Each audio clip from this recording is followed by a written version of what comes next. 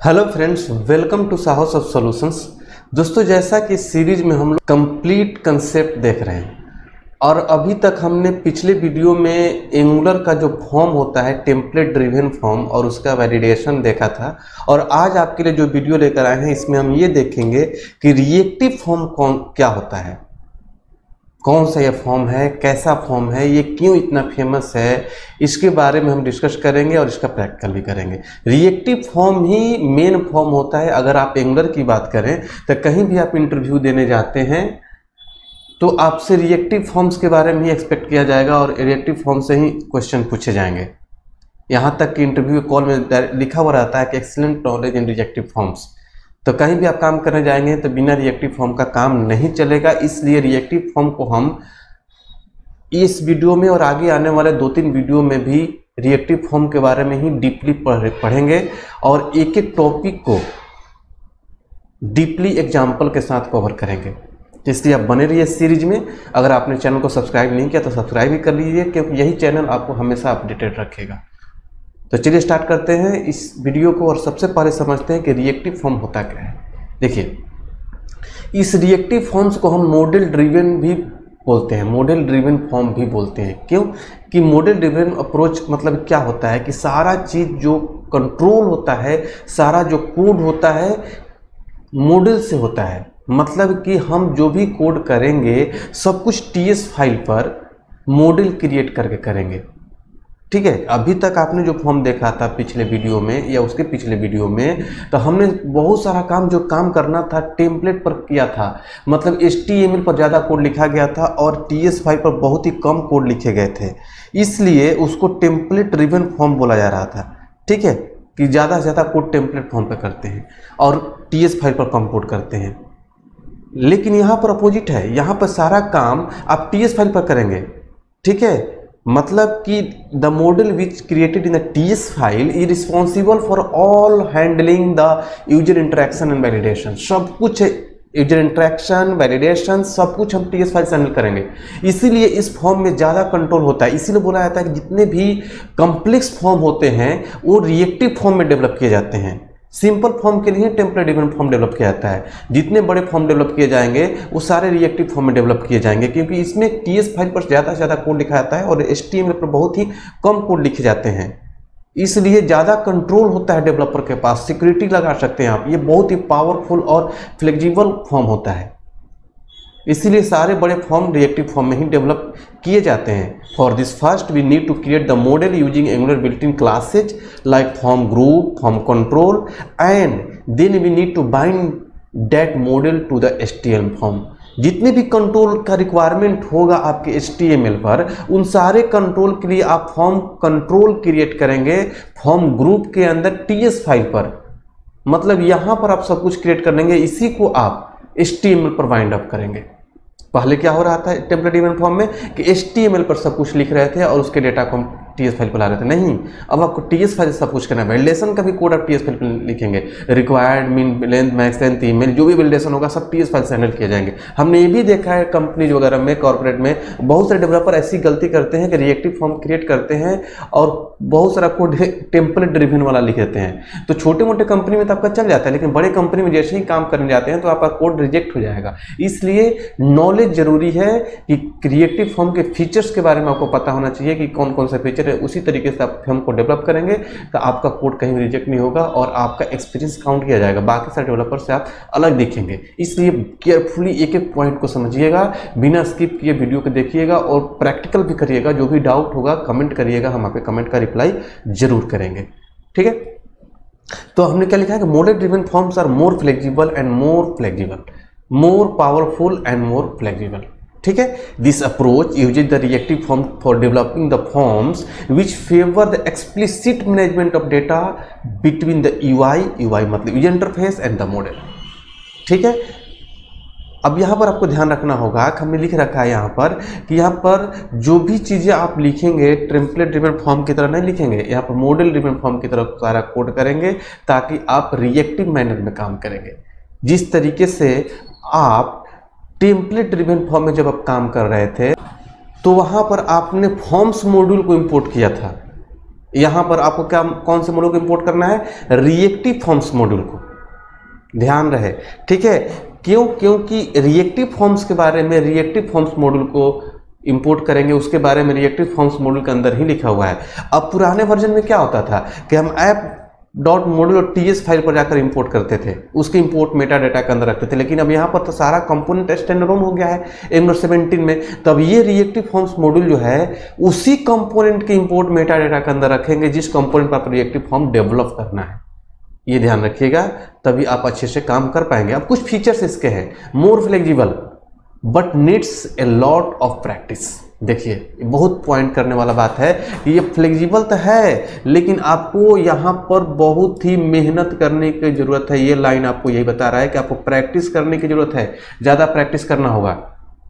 दूसरा चीज कि हैंडल्स एनी कॉम्प्लेक्स सिनारियो, किसी भी कॉम्प्लेक्स सिनारियो को ये हैंडल कर सकता है, किसी भी कॉम्प्लेक्स सिनारियो को हैंडल कर सकते हैं इससे, ठीक है। No data binding is done, ठीक है। यहाँ पर एनजी मॉडल यूज नहीं करेंगे, फॉर्म कंट्रोल नेम, ये सब फॉर्म ग्रुप, ये सब यूज किए जाएंगे। हम एक एक पॉइंट पर कर करके आप लोग को दिखाएंगे वीडियो में, ठीक है।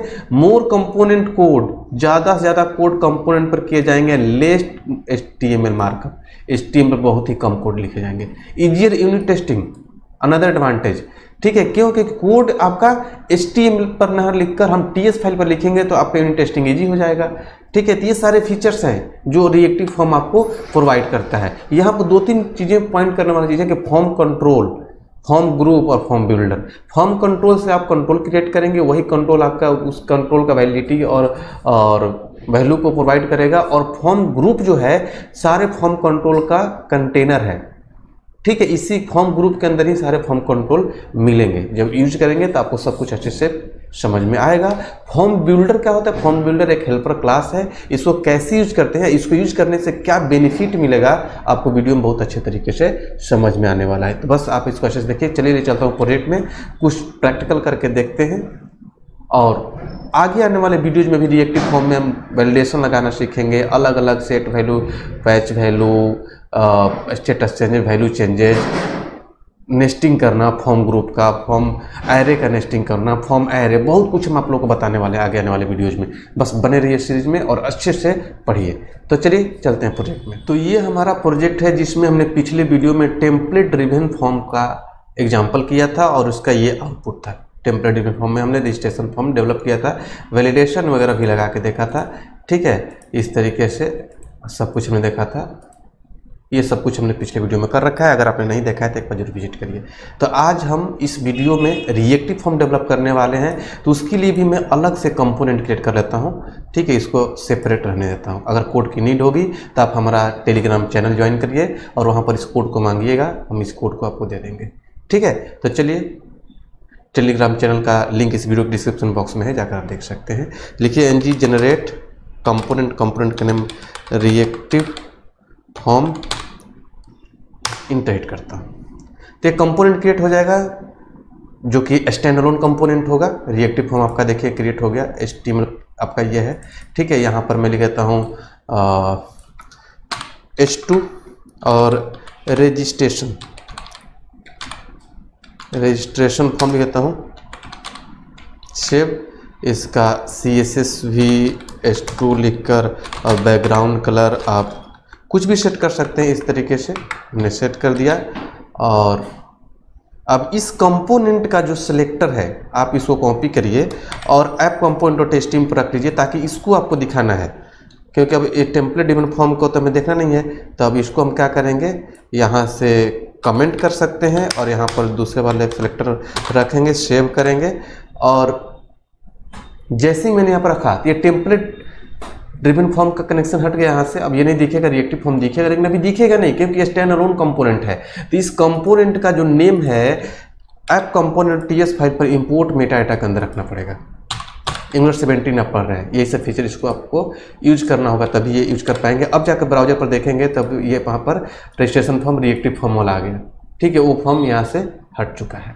अब हम यहाँ पर क्या करेंगे कि जो काम हम आपने देखा होगा पिछले वीडियो में कि सब कुछ पहले टेम्पलेट ड्रिवन फॉर्म में डेवलप करते टाइम सब कुछ HTML पर पहले हमने फॉर्म डेवलप किया था, तब हमने कंट्रोल को यहाँ पर टेम्पलेट पर लाया था TS फाइल पर। अब यहाँ पर हम अपोजिट करेंगे, सबसे पहले हम यहाँ पर TS फाइल पर मॉडल क्रिएट करेंगे, फॉर्म ग्रुप बनाएंगे, फॉर्म कंट्रोल के थ्रू सारे कंट्रोल क्रिएट करेंगे जितने भी कंट्रोल की नीड होगी, उसके बाद ही हम HTML पर इसका कोड लिखकर उसको बाइंड अप करेंगे HTML पर इस कंट्रोल को। आपको ये भी दिखाऊंगा कि जो भी डेटा हम HTML पर टाइप करेंगे वो हम यही TS फाइल से एक्सेस कर लेंगे, ना कि हम वहाँ से लेकर आएंगे। बहुत सारे लोग गलती करते हैं HTML से उस डेटा को लेकर आते हैं, नहीं, आप यहीं से गेट कर सकते हैं TS फाइल से। इतना पावरफुल फॉर्म होता है ये।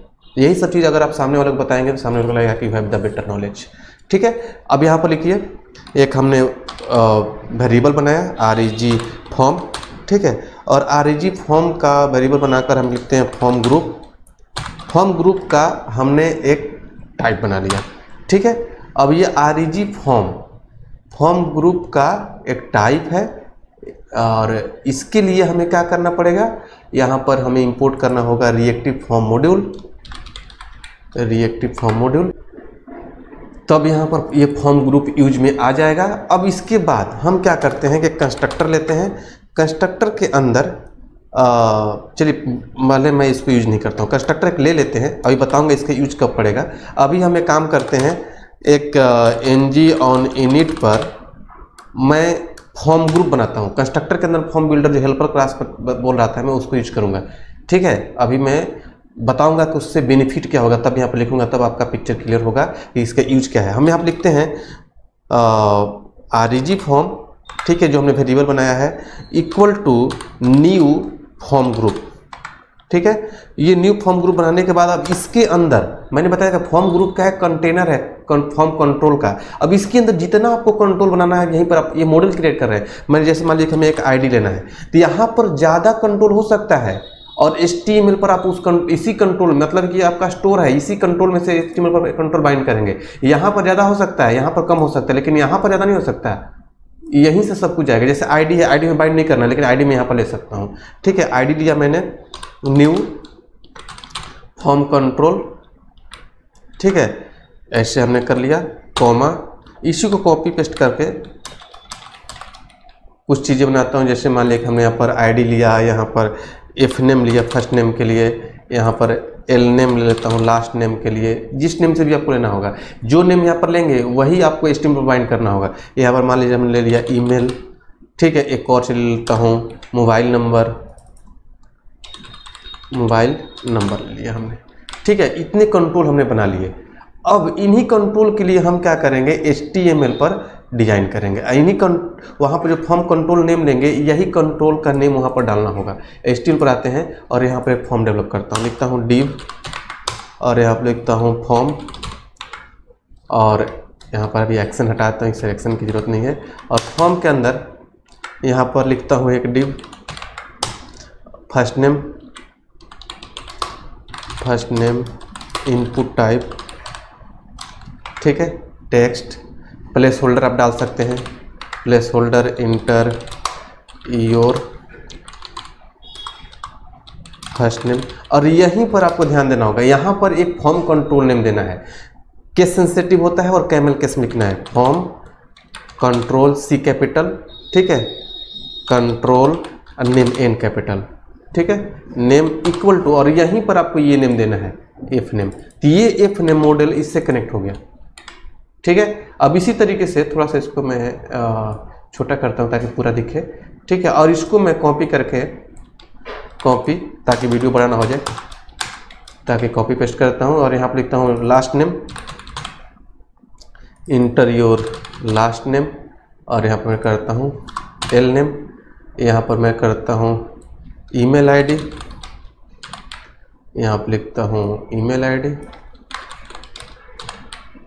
और यहाँ पर लिखता हूँ ईमेल। सारी ये मैच होने चाहिए आपके मॉडल से। ठीक है, और यहाँ पर लिखता हूँ मोबाइल नंबर, यहाँ पर लिखता हूँ मोबाइल, और यहाँ पर मोबाइल नंबर, ये मैंने कर दिया।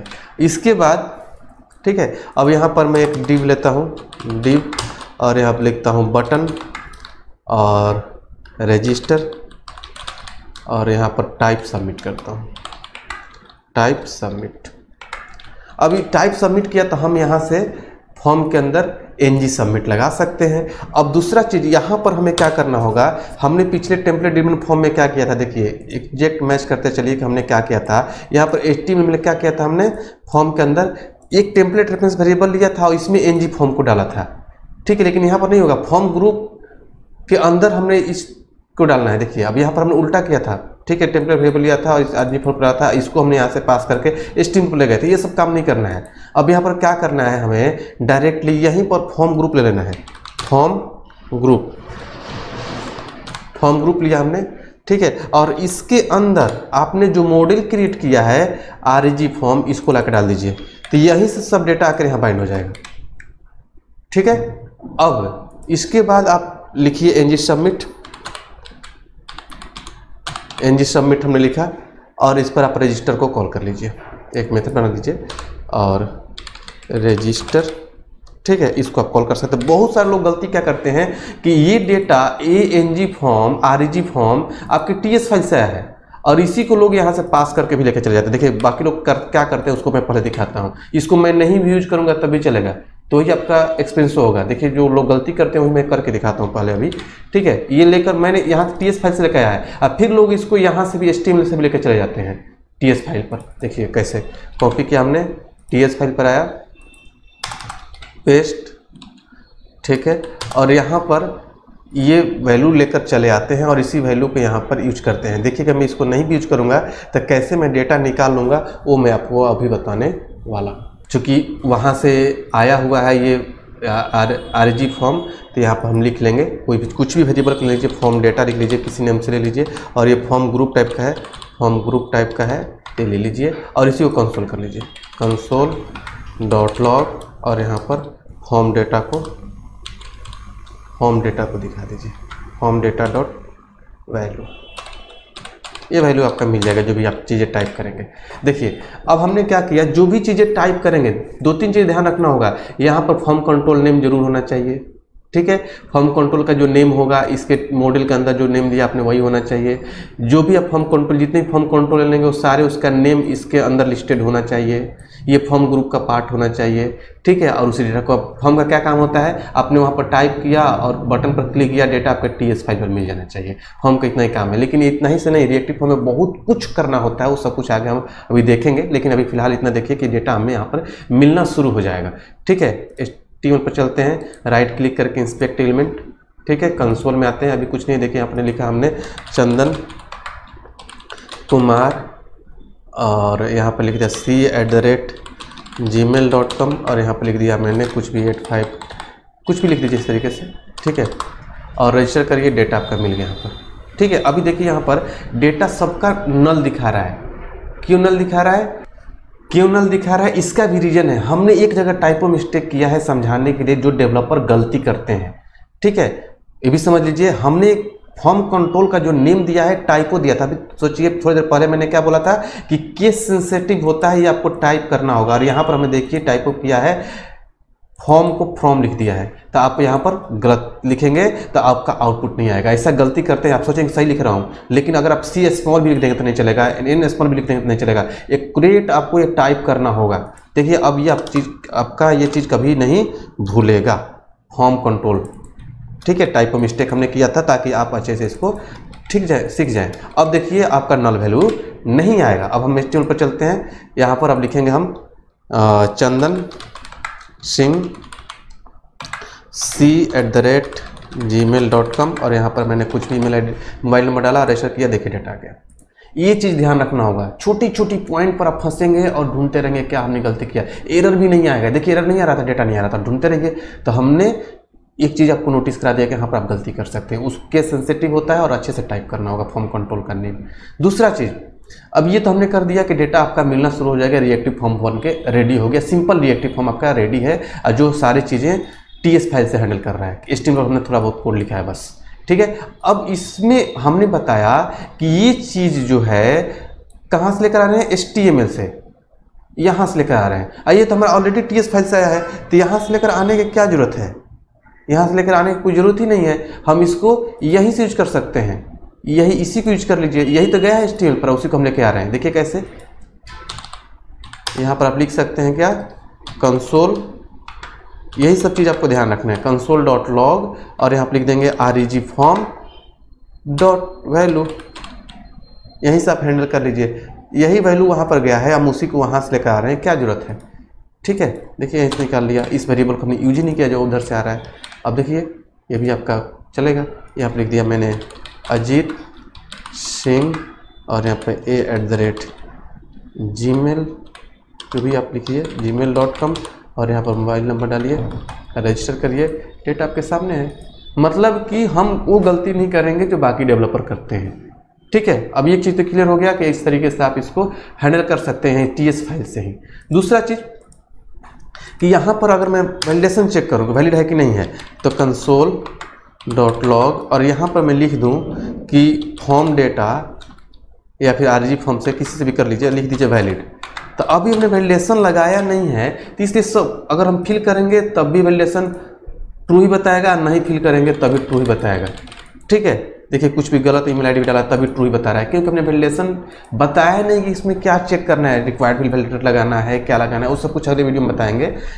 ईमेल के लिए भी हम लगाएंगे कि ईमेल लिख देंगे तो ईमेल वैलिडेट करना है, ईमेल आईडी अपने सही टाइप किया है कि नहीं किया है, मैसेज प्रॉपर तरीके से आने लगेगा रिएक्टिव फॉर्म में, तो वैलिडेशन के लिए अगले वीडियो में बताएंगे। ठीक है, उससे पहले एक चीज़ और समझिए कि हमने बताया कि यहाँ पर एक फॉर्म बिल्ड कर सकते हैं, किस लिए। देखिए अब यहाँ पर आपने जो देखा कि हर जगह कितना न्यू कीवर्ड यूज किया हमने। न्यू कीवर्ड बहुत ही कम यूज करना चाहिए अपने एप्लीकेशन में।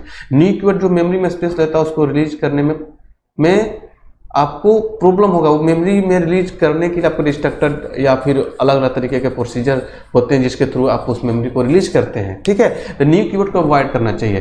तो अगर हम यहाँ पर देखिए एक न्यू कीवर्ड को तो हम यहाँ पर अभी फॉर्म बिल्डर से अवॉइड कर सकते हैं, ग्रुप बना सकते हैं, लेकिन इन सारे को भी हम अवॉइड करना सिखाएंगे, किस तरीके से अवॉइड कर सकते हैं सब कुछ बताएंगे। देखिए मैं यहाँ पर ले लेता हूँ, लिखता हूँ प्राइवेट _FB और फॉर्म बिल्डर देखिए यहाँ पर आ रहा है। ठीक है, और यहाँ पर न्यू कीवर्ड हटा दीजिए, ये डिपेंडेंसी इंजेक्शन हो गया, भी ऑब्जेक्ट बनाया लेकिन डिपेंडेंसी इंजेक्शन हो गया। ठीक है, और यहाँ पर हम क्या करते हैं कि _FB, ठीक है, .FB.group, देखिए हो गया।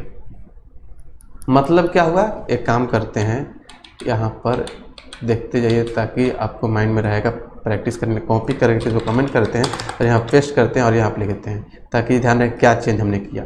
यहाँ पर हम लिख दिया FB.group, ग्रुप बना दिया। अब ये क्या हो गया कि आपका एक न्यू कीवर्ड अवॉइड कर दिया। उसी तरीके से सब सारे न्यू कीवर्ड को हम अवॉइड कर सकते हैं। ठीक है, अब देखिए ये तो हो गया हमारा, अब भी चलेंगे तो हमारा काम हो रहा होगा। यहाँ पर हम लिख सकते हैं कि ABC कुमार और कुछ भी ईमेल आईडी, वैलिडेशन लगाएंगे तो सब चेक करेंगे, देखिए डेटा आपका मिल रहा है। हम चाहते हैं कि पहले से कोई मोबाइल नंबर फिल किया हुआ है तो भी आप कर सकते हैं। कैसे करेंगे, देखिए यहीं पर आप डाल दीजिए मोबाइल नंबर जो भी, ठीक है, इस तरीके से जो भी डालना है आप डाल सकते हैं। सेव करिए, अब अपने आप पहले से फिल किया हुआ आएगा। HTML पर चलिए, देखिए मोबाइल में फिल किया हुआ है। अब यहाँ पर करेंगे, देखिए सारे जगह नल आ रहा है, तो बेस्ट प्रैक्टिस ये होता है कि यहीं पर कंट्रोलर में ही जो मॉडल होता है यहीं पर आप नल अवॉइड करना चाहिए, तो आप यहीं पर इम्पीडी डाल सकते हैं। ये सब कुछ आप कर सकते हैं। देखिए अब हम कुछ भी पहले से फिल क्या रहा है, अब यहाँ पर इम्पीटी आएगा, नल नहीं आएगा। ठीक है, तो ये सब बेस्ट प्रैक्टिस है। जब कंपनी में काम करें, कॉर्पोरेट काम करें, तो आपसे यही एक्सपेक्ट किया जाएगा। ठीक है, दूसरा चीज़ कि आप इन सारे न्यू कीवर्ड को कैसे अवॉइड करेंगे, देखिए वही बताता हूँ। इसको कॉपी करें, कमेंट कर दीजिए, ठीक है, और यहीं पर बस इतना लिख दीजिए, ये सब हटाइए, स्क्वायर ब्रैकेट। ठीक है, ये सब बेस्ट प्रैक्टिस है, बहुत कम लोगों को पता होता है। ठीक है, ऐसे आप यूज करेंगे तो आपका रेपो कुछ और ही होगा। ठीक है, यहाँ पर एक छूट गया। अब देखिए इतना ही हमारा हैंडल हो जाएगा, कोई न्यू कीवर्ड नहीं है। ये सब बहुत कम जगह आपको ब्लॉग वगैरह में और कहीं कोई पढ़ाते हुए मिलेगा। ये सब चीज़ आप बड़े प्रोजेक्ट पर काम करिएगा तो ऐसे ही आपको यूज करना होगा। देखिए यहाँ पर मैं कुछ लिखता हूँ, कुछ लिखता हूँ, कुछ लिखता हूँ, देखिए यहाँ पर सारा डेटा मिल रहा है। बिल्कुल उसी तरीके से। अब जैसे मान लीजिए कि हमने रिफ्रेश किया और यहाँ पर लिखा, देखिए अब फिर नल आने लगा, तो इसमें भी आप वही काम कर सकते हैं। यहाँ पर आपको इम्पिटी सेट कर देना है, बस इम्पिटी सेट कर देना है, इम्पिटी सेट करना है। यहाँ पर मान लीजिए कोई नंबर सेट करना चाहते हैं, इस तरीके से नंबर सेट कर लीजिए, सेव करिए, ब्राउजर पर चलिए, आपका पहले सेट हो गया, यहाँ पर नल आ गया, नल हट गया, इम्पिटी आ गया। तो ये सारे चीज़ें अप्रोच आपको अपनाने हैं। तो अगले वीडियो में मैं आप लोग को वैलिडेशन सिखाऊंगा। इसमें स्टेप बाई स्टेप बहुत सारी चीज़ें मैं आप लोग को बिल्कुल ही डीपली जो कॉर्पोरेट लेवल का होता है रिएक्टिव फॉर्म में, सब कुछ आप लोग को बताने वाला हूँ। बस बने रहिए सीरीज। तो आई होप कि आप लोग को समझ में आ गया होगा कि रिएक्टिव फॉर्म क्या होता है, कैसे यूज करते हैं। फिर भी आपके माइंड में कोई भी कंफ्यूजन हो तो हमारे कमेंट बॉक्स में जरूर शेयर करिए, हम आप पे कमेंट के रिप्लाई करेंगे। तो चलिए मिलते हैं अगले वीडियो में अगले टॉपिक के साथ, तब तक के लिए थैंक यू सो मच।